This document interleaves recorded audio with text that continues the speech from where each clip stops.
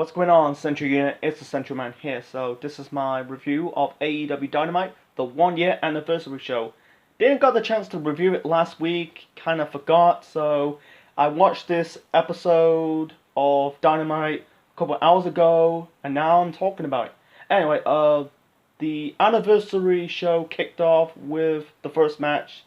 We got FTR defending the AEW Tag Team Championships against the Best Friends. It was a good match. It was a solid match. I think like it was back and forth.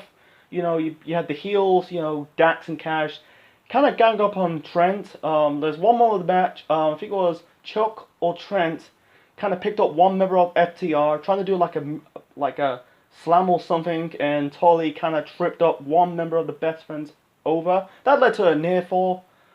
You had, I think, yeah, Dax. Dax is the formerly known as Dash Wilder, and Cax and Cash is Scott Dawson.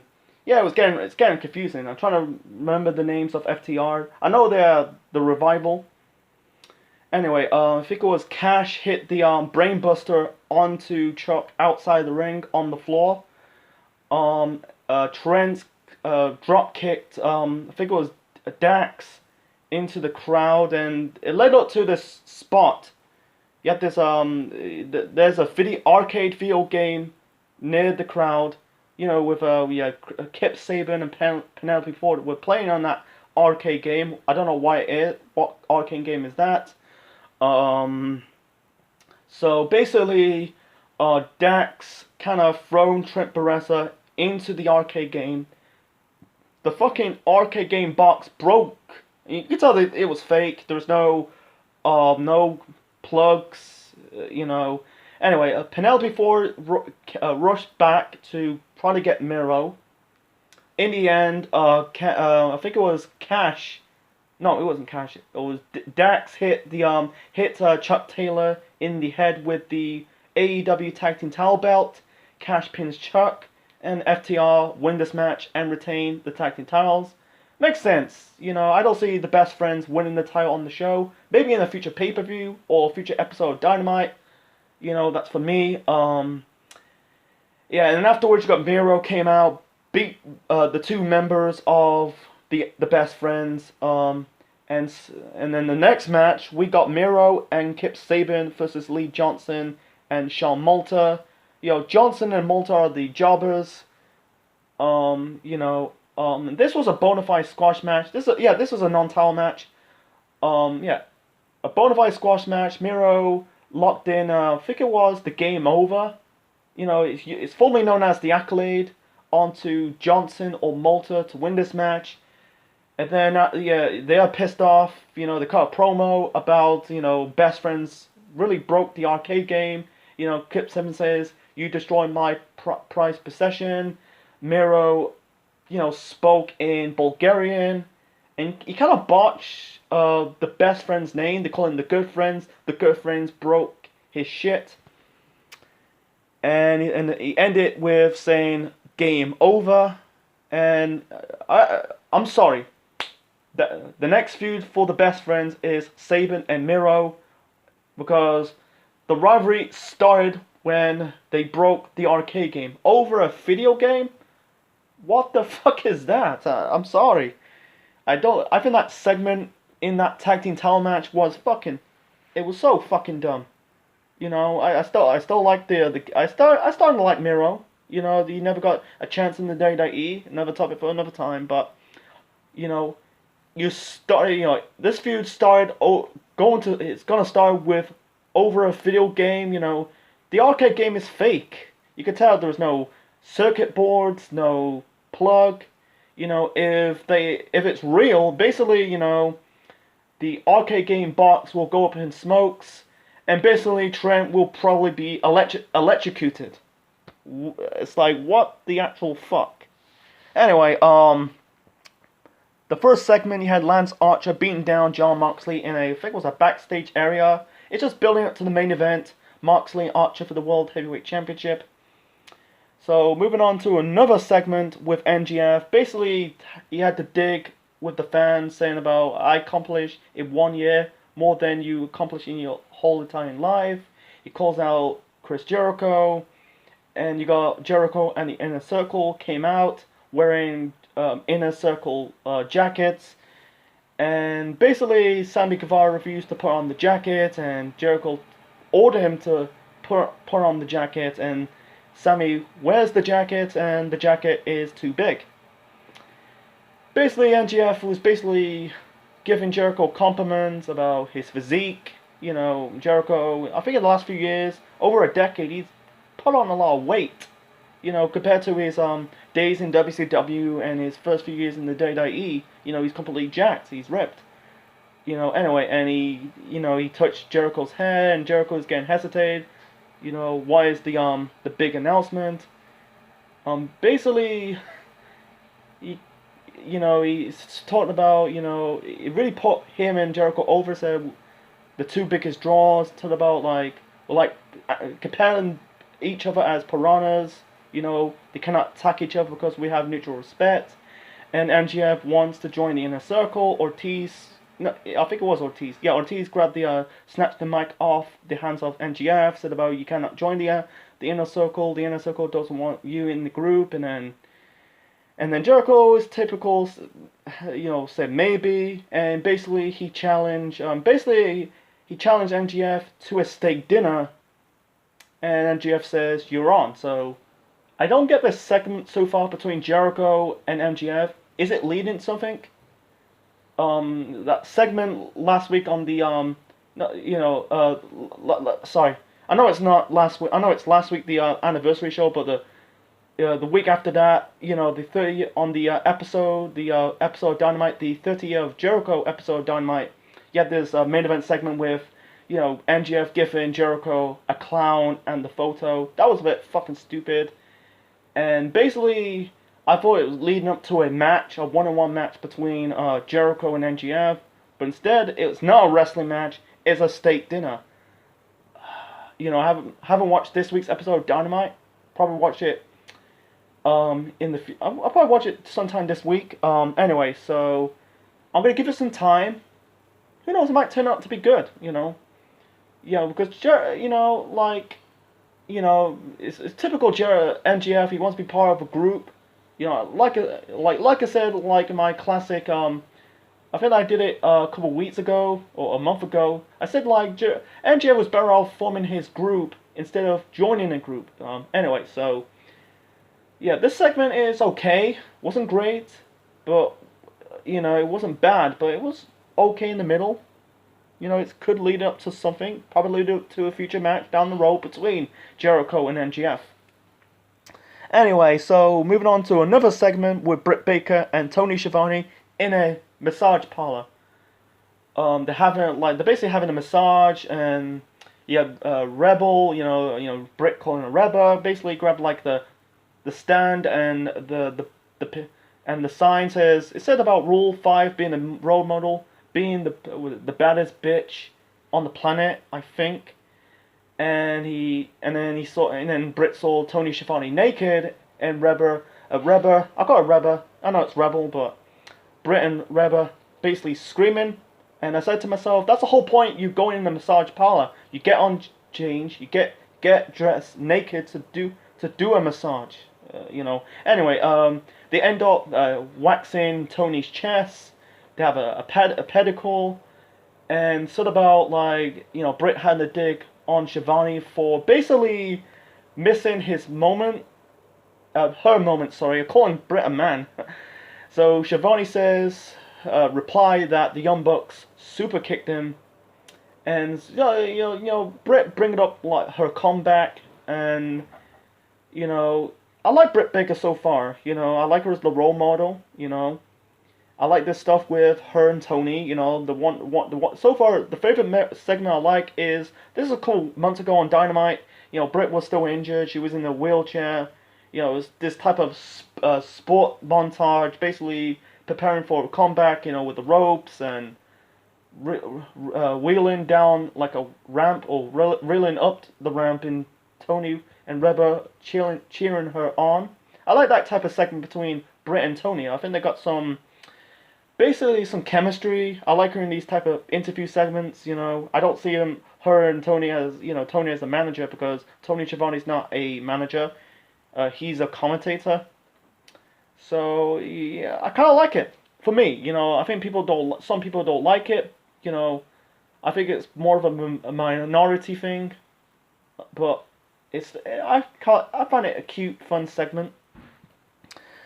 So moving on to the second match of the 1 year anniversary episode of Dynamite, we've got Cody Rhodes defending the TNT belt against Orange Cassidy. It's really funny. Like Cody, to a couple weeks after he won the TNT title against Brody Lee in the dog collar match, he dyed his head in his normal color. He dyed his head back to dark hair, and also then he entered the anniversary show as a blonde. I don't understand why. Because I gotta realize he's gonna end up being bald. Anyway, this match was good. It was fun. One moment of the match, you had the Dark Order trying to interfere. You got John Silver of the Dark Order basically grabbed the TNT title. Orange Cassidy took the title right in the hands of John Silver. The referee kicked the members of the Dark Order out. It was back and forth between Orange Cassidy and Cody Rhodes. In the end, I think like Cassidy kicked out two Crossroads attempts. Basically Cassidy locked. He didn't lock in. He rolled up Cody Rhodes with the I think they call it the mousetrap roll up. But unfortunately, the referee was about to do the 3 count, and the time expired. So Cassidy kind of pushed Cody to the limit. I don't see Cassidy winning a title. I don't see him. I don't find him championship material. That's for me. I like him in a comedy, in some comedy segments, but I don't see him being like a mid card or a world champion. Like I was kind of like, I don't want to see Jericho.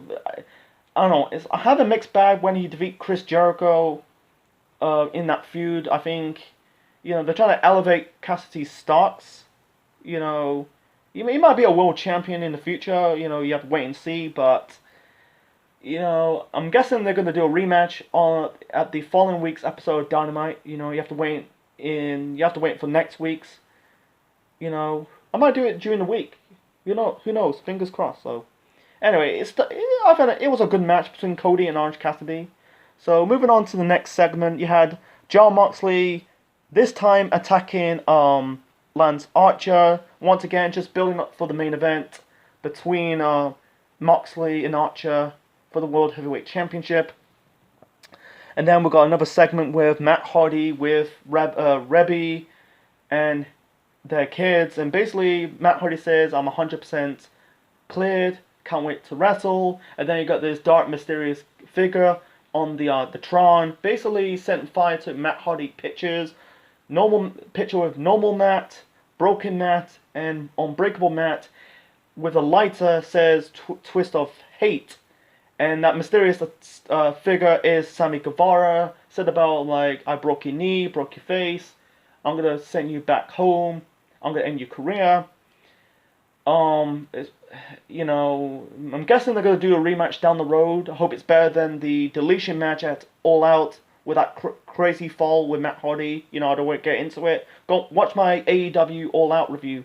Yeah. Anyway, so it's very funny. It's funny that he's refusing to put on a jacket on the earlier segment, between Jericho and MGF, and then all of a sudden he's a dark, mysterious character. And he's want to end Matt Hardy's career because he injured his knee. He's injured his face. He wants to put him back on the shelf, and he's now trying to end Matt Hardy's career. So I don't want to get into it. Wait and find out. So it was okay. It didn't do nothing for me. It's just furthering up the rivalry. And then we got this tag team tumbler. You got this. You got the referees. You got the tag team. All the AEW tag teams around this stage, and they're drawing names who will fit. They're doing this fatal 4-way match. Winner face face FTR for the tag team titles at Full Gear, and the 4 competitors are, you got Butcher and the Blade. You got the Private Party. John Silver and Alex Reynolds representing the Dark Order. I think that's 3. And that's four. Butcher and the Blade, Dark Order, the Private Party, and the Young Bucks. Almost forgot the Young Bucks. Basically, he grabbed the mic, said, we're not gonna super kick you, Schiavone." He ended up super kicking two members of the Dark Order and the Blade, and then you got the other tag teams brawl. You know, the heel tag teams. You got the Private Party beating down both the Butcher and the Blade and the Dark Order. And then afterwards, the Young Bucks super kicked the Private Party. He's just building up for the next week's four-way tag team match. Who will face FTR for the tag team titles at Full Gear? So moving on to this Shawn Spears segment, I don't understand what this is so pointless. Basically, he said about Scorpio Sky stole his memory. I'm gonna reclaim my memory. It's very funny that here's the funny fact. You know, Shawn Spears, he looks like Eddie Edwards a little bit. He looks like Eddie Edwards from Impact Wrestling. You know, with the they both got the mohawks. They got facial hair. It's just like, I said to myself, wow, he looks like Eddie Edwards. Anyway, moving on to the AEW Women's Championship match. You got Shida defending the belt against Big Swole. It was a standard match. It was nothing special. It wasn't fancy. It wasn't bad. It wasn't like special. It's not on the same level as Shida versus Thunder Rosa, that match at All Out. It was okay. You know, Shida for the speed and agility. Big Swole for the side, the strength game. In the end, Shida hit I think it was a running knee onto Big Swole to win this match. And then afterwards, they cut to Nyla Rose. I don't think they did a rematch between Shida and Rose for the AEW Women's title. I don't know. Because Shida defeated Nyla at Double or Nothing in June. And, I don't know. I think they are going to... I think they're facing each other at Full Gear. I don't know. I'm waiting to find out. Can't wait for Full Gear. We've got about, I think it's a week to go. I think it's 2 weeks until Full Gear. Anyway, moving on to the main event. The main event, we got Jon Moxley defending the AEW World Heavyweight Championship against Lance Archer. Because Lance Archer won the Battle Royal at All Out. You got Eddie Kingston on commentary. Moxley and Archer beat the living piss out of each other. Because I think it's their first match since the match in Japan. Anyway, they beat the living piss out of each other. Like, one more of the match you had Archer, I'm guessing like Moxley was going for like a Death Valley driver onto the chairs, but instead, Archer chokeslammed Moxley onto those chairs for the near fall. Basically, I think like Moxley hit the Dirty Deeds onto Lance Archer off the ring apron, and they both landed on 2 tables. That was sick. I was getting invested in this match. I think this is a match of the night for me. After you had basically Archer kicked out the paradigm shift by Moxley. In the end, Archer was going for the blackout onto Moxley, but instead Moxley countered into a roll up to win this match. And then you got Archer beating down Moxley. And then you got Kingston and the Lucha Brothers basically trying to save Jon Moxley. Archer left. Eddie Kingston put over Jon Moxley, like, you carry the company for 1 year, give him a hip hip hooray, but instead it was a swerve. Kingston basically cheap shot Jon Moxley, locked him in the rear naked choke, and he raised the world title belt. He said about like you cost me the title, you ruined it for me, I never tapped out, because I think they had the match at Dynamite not too long ago. To find out they're gonna face each other at Full Gear in an I Quit match. I'm looking forward for that match. Between Moxley and Eddie Kingston. I don't see Eddie Kingston being a world champion. I'm not really familiar of Eddie Kingston's work. I'm not a big fan of him. Part of the DCA from TNA in 2016. I kind of like him in NWA Power. But being a world champion, not really. Maybe I'd rather he start out in the mid card first, then be a world champion.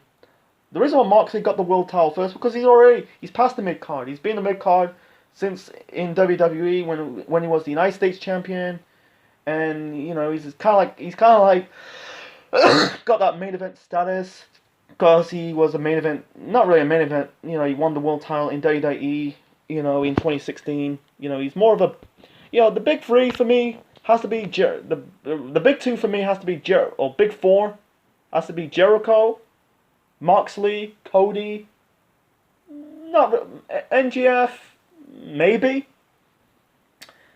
So anyway, the match was good. It was the both Moxley and Archer beat the piss out of each other. It's a shame. It's a shame Archer really lost the match. Lance Archer has having a roller coaster so far. His career in AEW is a roller coaster ride because he lost to Cody, at Double or Nothing, crowning off the first TNT champion. Then he won the Battle Royal to face Moxley for the world title at All Out. And then all of a sudden, now he lost to Moxley for the world championship on this show. It's just basically what's next for Lance Archer. It's just like he had an opportunity to win the world title or any title so far in AEW. And it ended up lost to Cody and lost to Moxley, the two biggest stars in the company. What's next? What's next? It's just disappointment. It's just really disappointment for Lance Archer. I could see him reviving. I could see him winning the title, but he's losing high-profile matches to both biggest stars, to Cody and John Moxley. What's next? He's gonna lose to Jericho? He needs to stay. He needs to step up his game, or otherwise, just like you bought this dude like a fucking loser.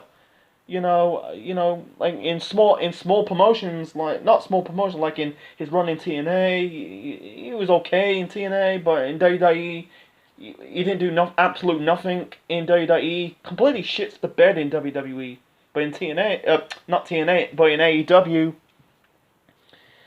He's just he's lost. He had an opportunity to win the TNT belt, becoming the first ever TNT champion. He didn't at Double or Nothing, and now he's lost the world title on the show. What's next? Yeah, so far you only got three, actually 4 championships. The world title, the TNT title, the tag team titles, and the women's title. I think they need more championships. They need to give some low card talent something to do, like a storyline or even championships, like a hardcore belt. I hope they do better than what WWE's doing with the 24/7 belt. That was an absolute shit title. Copy from Vince Russo's books. His ideas, his good ideas, not the bad ideas. So my final rating for AEW Dynamite, the 1-year anniversary episode of AEW Dynamite, is a 7 out of 10. I think it was a decent show.